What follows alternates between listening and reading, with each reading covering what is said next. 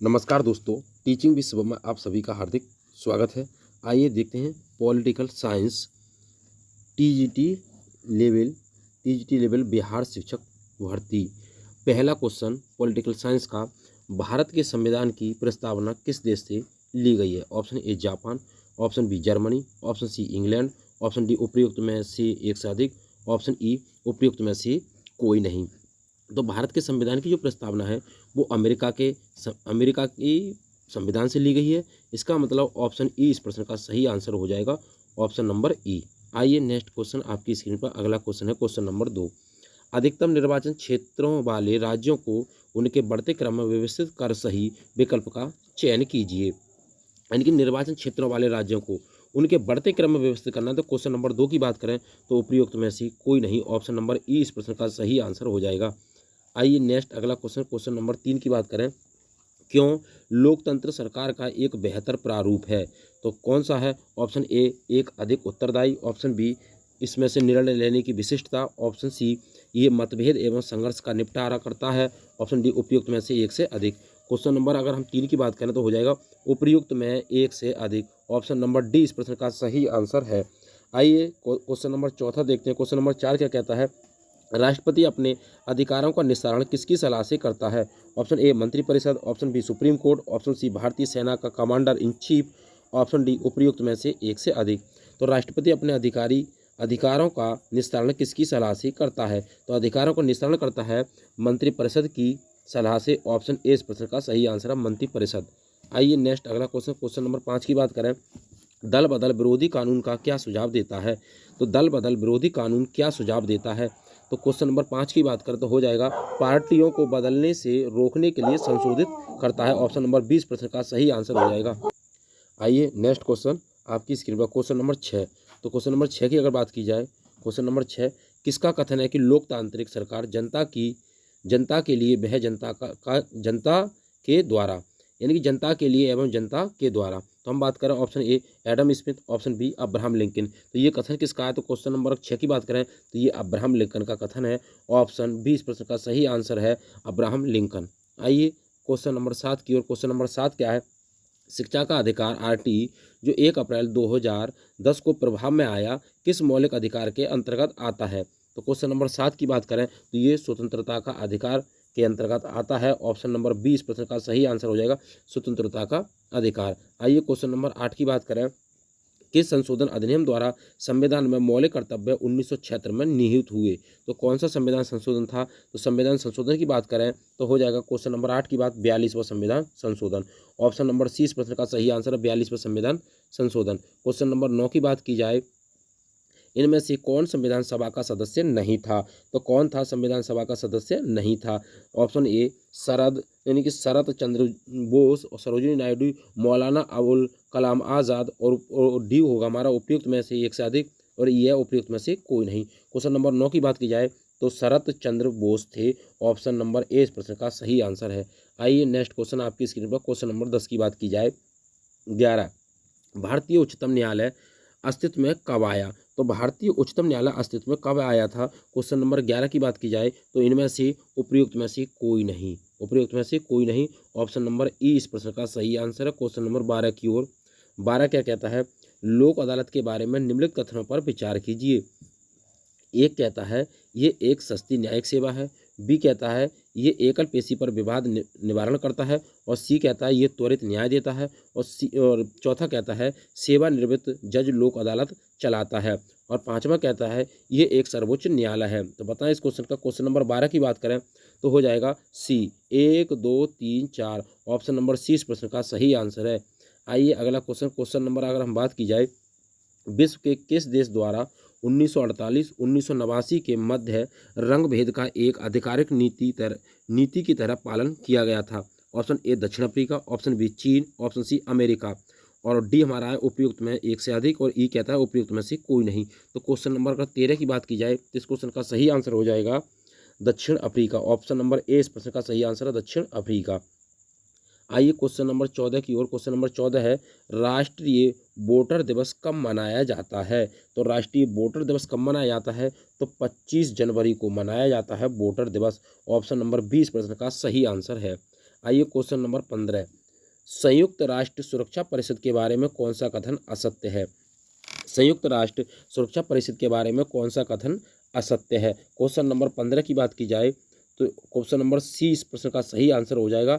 IMF एवं विश्व bank इसकी निधिकरण एजेंसियां हैं। क्वेश्चन नंबर सी इस प्रश्न का सही आंसर है। आइए क्वेश्चन नंबर 16 की ओर चलते हैं। क्वेश्चन नंबर 16 क्या कहता है? चुनावी कदाचारों पर निम्नलिखित में से कौन सा कथन प्रतिभारित है? तो चुनावी कदाचारों पर निम्न में से कौन सा कथन प्रतिभारित है? क्वेश्चन नंबर 16 की बात की जाए तो 16 कहता है कि उपयुक्त में से एक से अधिक, यानी कि उपयुक्त में से, क्वेश्चन नंबर 16 की बात किया उपयुक्त में से एक से अधिक है। ऑप्शन नंबर डी इस प्रश्न का सही आंसर हो जाएगा। आइए क्वेश्चन नंबर 17 की बात करें तो मंडल आयोग ने 1980 की अपनी रिपोर्ट में सरकारी नौकरियों में सामाजिक एवं शैक्षणिक तौर पर पिछड़े वर्गों को कितने प्रतिशत आरक्षण की संस्तुति की थी? तो क्वेश्चन नंबर 17 की अगर बात की जाए तो हो जाएगा 27%। ऑप्शन नंबर ए इस प्रश्न का सही आंसर है 27%। आइए अगला क्वेश्चन, क्वेश्चन नंबर 18, कौन सा मौलिक अधिकार संविधान का हृदय एवं आत्मा कहलाता है? तो इनमें तो है नहीं। ऑप्शन ए समानता का अधिकार, ऑप्शन बी धार्मिक स्वतंत्रता का अधिकार, ऑप्शन सी सांस्कृतिक एवं शैक्षणिक अधिकार, और डी कहता है उपयुक्त में एक से अधिक, और इसका आंसर हो जाएगा ई, उपयुक्त में से कोई नहीं। ऑप्शन नंबर ई इस प्रश्न का सही आंसर है। आइए क्वेश्चन नंबर 19 की बात करें, कौन सा अधिकार अल्पसंख्यकों के प्रति विशेष है? तो कौन सा अधिकार विशेष है और उपयुक्त में से कोई नहीं? ऑप्शन नंबर ई इस प्रश्न का सही आंसर हो जाएगा। आइए क्वेश्चन नंबर 20, संविधान सभा के बारे में क्या सही नहीं है? तो संविधान सभा के बारे में क्या सही नहीं है? इस क्वेश्चन का सही आंसर हो जाएगा ऑप्शन नंबर ई, उपयुक्त में से कोई नहीं। आइए क्वेश्चन नंबर 21 की ओर। क्वेश्चन नंबर 21 क्या कहता है?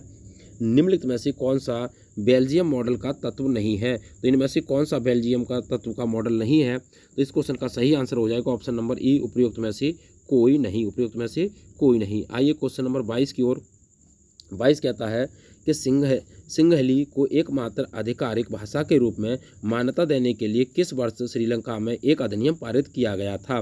तो कौन से वर्ष की बात है? तो 1956 की बात है। ऑप्शन नंबर 20 प्रश्न का सही आंसर हो जाएगा 1956। आइए क्वेश्चन नंबर अगला 23, पावर शेयरिंग के बारे में निम्न में से कौन सा कथन गलत है? पावर शेयरिंग के बारे में क्वेश्चन नंबर 23 की बात करें तो हो जाएगा सत्ता विभिन्न स्तरों पर सरकार के बीच साझा की जा सकती है। ऑप्शन नंबर 20 प्रश्न का सही आंसर है। आइए क्वेश्चन नंबर 24 कहता है निम्न में से कौन सा समवर्ती सूची में शामिल है? ऑप्शन ए जंगल, ऑप्शन बी कृषि, ऑप्शन सी पुलिस। तो जंगल शामिल है समवर्ती सूची में। ऑप्शन नंबर ए इस प्रश्न का सही आंसर है जंगल। आइए नेक्स्ट क्वेश्चन, अगला क्वेश्चन है, निम्न में से किस देश में सार्वजनिक जीवन में महिलाओं की भागीदारी सबसे कम है? Option A Sweden, option B Norway, option C चीन। तो किस देश में कम है? तो इस क्वेश्चन की बात करें क्वेश्चन नंबर 25 की, तो इस क्वेश्चन का आंसर आप कमेंट बॉक्स में बताएं, क्या आंसर इसका सही हो सकता है। आइए नेक्स्ट क्वेश्चन की ओर चलते हैं। कमेंट बॉक्स में सही बच्चे बताएं, जितने भी स्टूडेंट्स हैं, भावी अध्यापक हैं, वो सभी इस क्वेश्चन का आंसर कमेंट बॉक्स में दें। आइए नेक्स्ट क्वेश्चन, अगला क्वेश्चन क्या है? समान पारिश्रमिक अधिनियम 1976 क्या प्रदान करता है? तो क्वेश्चन नंबर 26 की अगर बात करें तो क्या प्रदान करता है? सभी लिंगों के लिए समान वेतन। ऑप्शन नंबर 20 प्रश्न का सही आंसर हो जाएगा। आइए नेक्स्ट क्वेश्चन आपकी स्क्रीन पर, अगला क्वेश्चन है, महात्मा गांधी कहा करते कि खालिस्तान को राजनीति से कभी अलग नहीं किया जा सकता। तो किसको अलग नहीं किया जा सकता? क्वेश्चन नंबर 27 की बात करें तो धर्म को। ऑप्शन नंबर 20 प्रश्न का सही आंसर हो जाएगा धर्म। आइए क्वेश्चन नंबर 28 की ओर।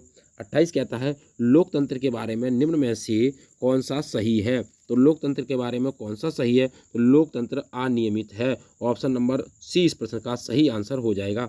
आइए क्वेश्चन नंबर 29 की ओर चलते हैं। 29 क्या कहता है? क्वेश्चन नंबर 29, निम्नलिखित में से कौन सी भूमिका राजनीतिक दलों द्वारा नहीं निभाई जा सकती? तो कौन सी भूमिका? क्वेश्चन नंबर 29 की अगर बात की जाए तो वे देशों के लिए कानून बनाते हैं। ऑप्शन नंबर ए इस प्रश्न का सही आंसर हो जाएगा।